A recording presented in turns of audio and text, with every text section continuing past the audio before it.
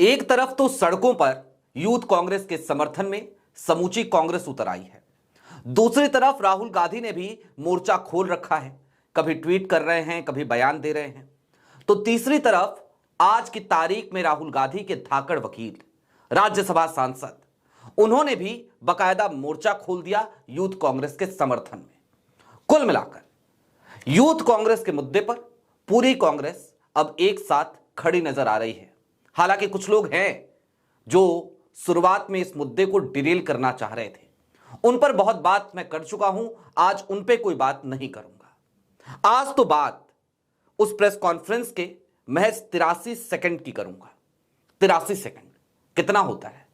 1 minute 23 second. 1 minute 23 second में आज कांग्रेस के धाकड़ वकील ने जिस तरीके से अमित शाह साहब की पुलिस की दलील को बिल्कुल उसका पोस्टमार्टम किया है ना, ये आसानी से समझा जा सकता है कि कैसे माननीय अदालत को भी शाह साहब की पुलिस गुमराह करने में लगी है। क्या कहा है उन्होंने? वो 83 सेकंड ही क्यों महत्वपूर्ण हैं आधे घंटे तक चली उस प्रेस कॉन्फ्रेंस के, सारी बातें जरा विस्तार से करेंगे। नमस्कार, मैं स्वप्निल और आप मुद्दा देख रहे हैं। दोस्तों, आगे बढ़ें उससे पहले वही छोटी सी अपील। मुद्दा इन दिनों एक गंभीर आर्थिक संकट से जूझ रहा है।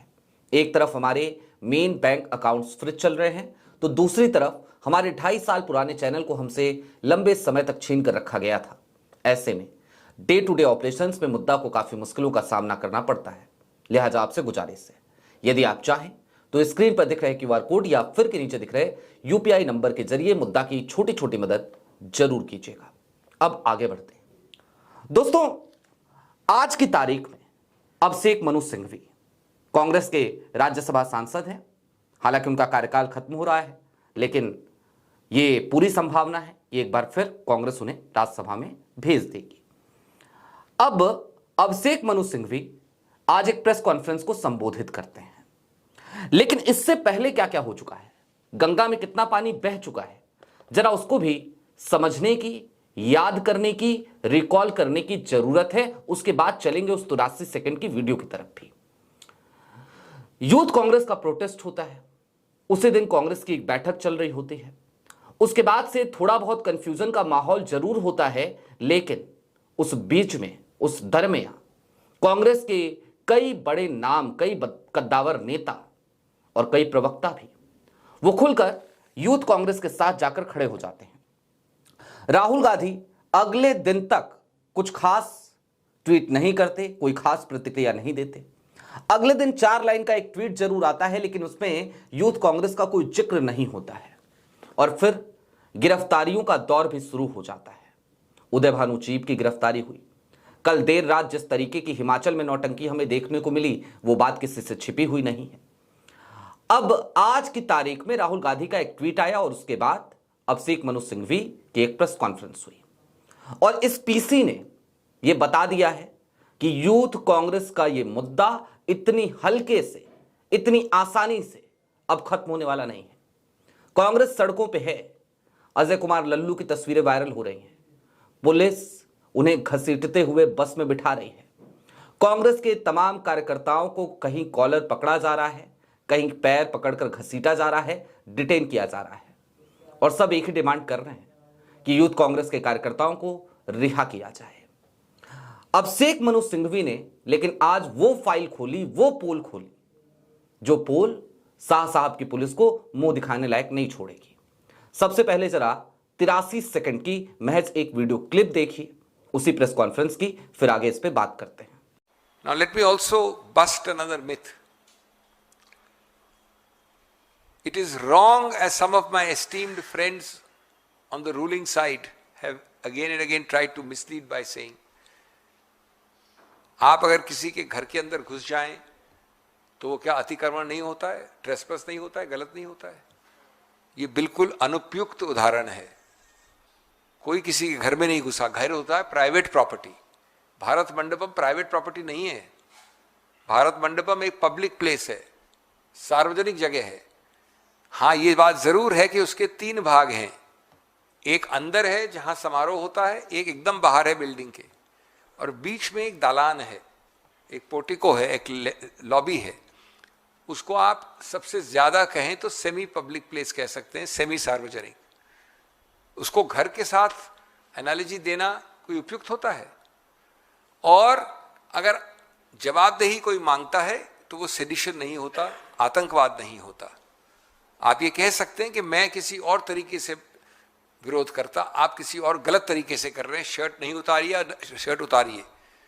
ये दो मत हो सकते हैं, लेकिन इनमें से कोई भी फौजदारी, कोई भी कानून, क्रिमिनल कोई भी उल्लंघन नहीं कह सकते। मैं आपको सुना आपने अभिषेक मनु सिंघवी को। दरअसल शाह साहब की पुलिस जो दलील दे रही है वो दलील क्या है? शाह साहब की पुलिस ने कोर्ट में कहा है कि किसी के घर में घुस जाना ठीक नहीं है। इस पर अभिषेक मनु सिंघवी सीधे तौर पे बता रहे हैं कि भारत मंडपम कोई प्राइवेट प्रॉपर्टी नहीं है, ये एक सार्वजनिक जगह है। ऐसे में उसकी तुलना घर से नहीं की जा सकती। सरकार से जवाब मांगना आतंकवाद नहीं होता। विरोध के तरीके अलग अलग हो सकते हैं। विरोध के समय टी शर्ट उतारना या ना उतारना ये दो मत हो सकते हैं, लेकिन किसी को भी फौजदारी कानून का उल्लंघन नहीं कहा जा सकता। ये एकमात्र दलील अभिषेक मनु सिंघवी की। क्या शाह की जो पुलिस है, दिल्ली पुलिस है, उसकी उस दलील की धज्जियां उड़ाती हुई आपको नजर नहीं आ रही? जाहिर सी बात है, धज्जियां ही तोड़ रही हैं। लेकिन मैंने यह कहा था कि यह मामला इतनी आसानी से खत्म नहीं होगा। यह चिंगारी भड़की है, आग इसमें और भड़केगी। ऐसा मैं क्यों कह रहा हूं? क्योंकि मोदी सरकार गलती पे गलती किए जा रही है। यूथ कांग्रेस ने एक प्रोटेस्ट किया, प्रोटेस्ट हो गया। 2-4 प्रेस कॉन्फ्रेंस कर लेते, मामले को वहीं खत्म कर देना चाहिए था। लेकिन पहली गलती क्या की? पहली गलती की उन तमाम लोगों की गिरफ्तारियां और उन चारों को 5 दिन के रिमांड पे लेना और उसके बाद गिरफ्तारियों का एक दौर शुरू कर देना। और यह मोदी सरकार कब कर रही है? तब कर रही है जब वो बैकफुट पर है। आज की तारीख में कोई ये नहीं कह सकता कि मोदी सरकार फ्रंट फुट पे आकर खेल रही है ना, संभव नहीं है। कहीं कॉम्प्रोमाइज पीएम के नारे लग रहे हैं, कहीं नरेंद्र सरेंडर के नारे लग रहे हैं। लोकसभा के बजट सेशन के दरमियान प्रधानमंत्री नरेंद्र मोदी लोकसभा के भीतर आने तक की हिम्मत जुटा नहीं पाए। राहुल गांधी उन्हें किताब लेकर खोजते रहे, लेकिन मोदी जी की हिम्मत नहीं हुई कि वो बजट सेशन में जाएं और राष्ट्रपति के धन्यवाद प्रस्ताव पर कुछ कह सकें। तो जाहिर सी बात है, विपक्ष हावी है, कांग्रेस हावी है। एक अकेले राहुल ने पूरा सिस्टम हिला रखा है। और अब राहुल की नई टीम भी है। और ये नई टीम किन लोगों की है, जरा उन नामों को भी देख लीजिए। इन नई टीम में कहीं विक्रांत भूरिया जैसे युवा नेता हैं, जीतू पटवारी जैसे नेता हैं, तो कहीं पवन खेरा जैसे लोग हैं जो उस वक्त पे अचानक वीडियो ट्वीट कर देते हैं जब कांग्रेस इस बात की कंफ्यूजन में थी कि यूथ कांग्रेस के इस प्रोटेस्ट का हमें बचाव करना है, हमें उनके साथ स्टैंड लेना है कि नहीं लेना है। उस वक्त पे पवन खेरा ने पर्सनल कैपेसिटी में ट्वीट कर दिया था, पर्सनल कैपेसिटी में बयान दे दिया था और कहा था कि मुद्दा सही है, जगह भी सही है। प्रोटेस्ट इसीलिए होता है कि विरोध दर्ज किया जाए। प्रोटेस्ट इसीलिए किया जाता है ताकि उस प्रोटेस्ट को नोटिस किया जाए। और ऐसे में यूथ कांग्रेस ने कुछ भी गलत नहीं किया है। यह सीधा स्टेटमेंट पवन खेरा ने उसी दिन दे दिया था। लेकिन कांग्रेस को कंफ्यूज करने वालों की कोई कमी नहीं है। उनका जिक्र मैं पहले भी कर चुका हूं और आज मैंने आपसे वायदा किया है कि इस वीडियो में कम से कम मैं उनका जिक्र नहीं करूंगा तो नहीं करूंगा। उनको भी थोड़ी राहत की सांस ले लेनी चाहिए। लेकिन हां, चलते चलते अब कुछ बातें और समझ लीजिए। दरअसल अब देश को उस मुहाने पर लाकर के खड़ा कर दिया गया है जहां पर ना तो सत्ता पक्ष वो हथियार डाल रहा है, ना तो वो कोई बातचीत का, संवाद का रास्ता खोजना चाहता है कांग्रेस के साथ। तो दूसरी तरफ विपक्ष पूरी मुस्तैदी के साथ खड़ा है, लड़ने के लिए सीना भिड़ा चुका है, सीना तान कर खड़ा हो चुका है। और तीसरी तरफ पंत प्रधान मोदी जी जो इजराइल के दौरे पे हैं, लेकिन इजराइल के दौरे से पहले मेरठ का दौरा करते हैं और मेरठ के दौरे में आपको याद होगा वो एक बार फिर रोते हुए नजर आते हैं। और मोदी जी के रोने की कहानी एक और किस्सा है, वो मैंने आपको कुछ दिनों पहले बताया था, बजट सेशन के दौरान का किस्सा। बजट सेशन के पहले सत्र के दौरान का किस्सा। बजट सेशन के बाद कैबिनेट की एक बैठक होती है और उस बैठक में भी प्रधानमंत्री नरेंद्र मोदी लगभग रुआसे हो गए थे, लगभग रो ही रहे थे और यही कह रहे थे कि अब तो मैं अलग थलग पड़ गया हूं। यह कहने की जरूरत भी प्रधानमंत्री नरेंद्र मोदी को इस वजह से पड़ गई थी क्योंकि समूची भाजपा मोदी जी को राहुल के सामने अकेले छोड़कर गायब हो गई थी। जो शाह साहब लगातार साथ चला करते थे, हर मोर्चे पर मोदी जी का बचाव किया करते थे, वो शाह साहब भी मोदी जी को बचाते हुए, उनको डिफेंड करते हुए नजर नहीं आ रहे थे। लिहाजा उस वक्त भी रो पड़े थे मोदी। और अब यूथ कांग्रेस के प्रोटेस्ट के बाद एक बार फिर मेरठ में रोए थे मोदी।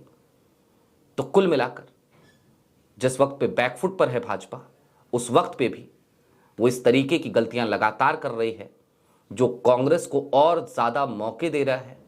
ये गिरफ्तारियों का दौर भी थम जाएगा और इन गिरफ्तारियों से मोदी सरकार को कुछ हासिल भी नहीं होगा क्योंकि जो दलीलें मोदी सरकार आज की तारीख में इन गिरफ्तारियों के बाद शाह साहब की पुलिस से दिलवा रही है कोर्ट में, वो दलीलें निश्चित तौर पर जब अब शेख मनोज सिंघवी जैसे धाकड़ वकील जाकर खड़े हो जाएंगे सामने तो वो दलीलें कितने सेकंड टिकेंगी, 83 सेकंड भी टिकेंगी कि नहीं टिकेंगी, इसकी गारंटी भला कौन लेगा। आपकी क्या राय है वो हमें कमेंट बॉक्स में जरूर बताइएगा। अभी के लिए दीजिए इजाजत।